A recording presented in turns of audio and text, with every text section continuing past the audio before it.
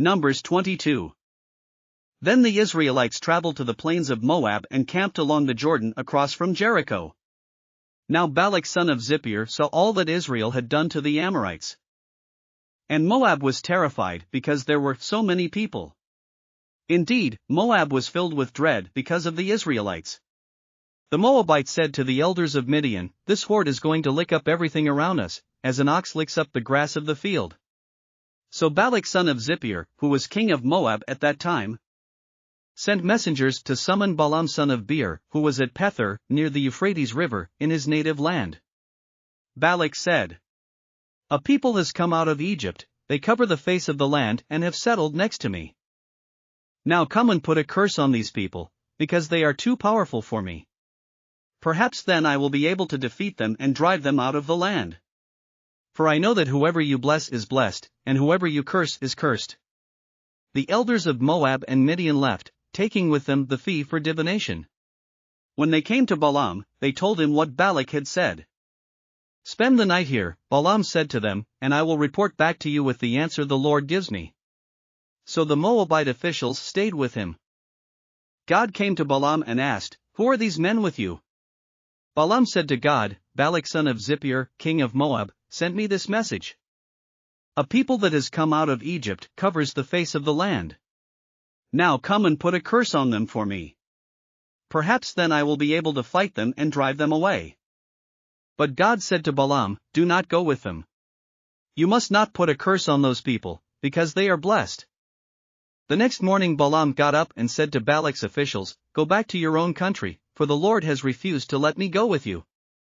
So the Moabite officials returned to Balak and said, "Balaam refused to come with us." Then Balak sent other officials, more numerous and more distinguished than the first. They came to Balaam and said, "This is what Balak son of Zippor says, do not let anything keep you from coming to me, because I will reward you handsomely and do whatever you say. Come and put a curse on these people for me." But Balaam answered them, "Even if Balak gave me all the silver and gold in his palace, I could not do anything great or small to go beyond the command of the Lord my God. Now spend the night here so that I can find out what else the Lord will tell me." That night God came to Balaam and said, "Since these men have come to summon you, go with them, but do only what I tell you." Balaam got up in the morning, saddled his donkey, and went with the Moabite officials. But God was very angry when he went, and the angel of the Lord stood in the road to oppose him. Balaam was riding on his donkey, and his 2 servants were with him. When the donkey saw the angel of the Lord standing in the road with a drawn sword in his hand, it turned off the road into a field. Balaam beat it to get it back on the road. Then the angel of the Lord stood in a narrow path through the vineyards, with walls on both sides. When the donkey saw the angel of the Lord, it pressed close to the wall, crushing Balaam's foot against it. So he beat the donkey again. Then the angel of the Lord moved on ahead and stood in a narrow place where there was no room to turn, either to the right or to the left. When the donkey saw the angel of the Lord, it lay down under Balaam, and he was angry and beat it with his staff. Then the Lord opened the donkey's mouth, and it said to Balaam, "What have I done to you to make you beat me these 3 times?" Balaam answered the donkey, "You have made a fool of me. If only I had a sword in my hand, I would kill you right now." The donkey said to Balaam, "Am I not your own donkey, which you have always ridden, to this day? Have I been in the habit of doing this to you?" "No," he said.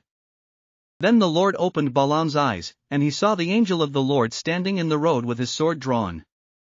So he bowed low and fell face down.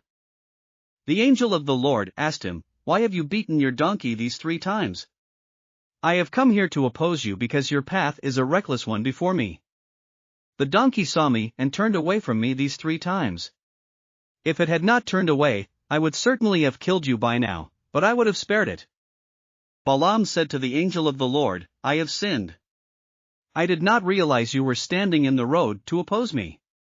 Now if you are displeased, I will go back." The angel of the Lord said to Balaam, "Go with the men, but speak only what I tell you." So Balaam went with Balak's officials. When Balak heard that Balaam was coming, he went out to meet him at the Moabite town on the Arnon border, at the edge of his territory.